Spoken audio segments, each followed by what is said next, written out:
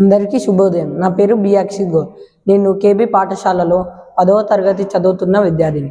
ఈరోజు మా రెండవ పాఠం ఎవరి భాష వాళ్ళకు వినసొంపు రచయిత పరిచయం చెప్పబోతున్నా. రచయిత సామల సదాశివ.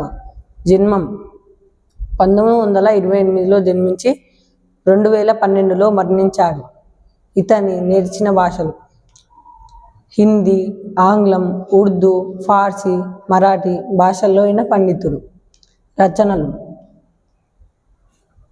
ఉర్దూ సాహిత్య చరిత్ర, అమ్జద్ రూబాయిలు, మలయ మారుతాలు, యాది, సంగీత శిఖరాలు. ప్రత్యేకత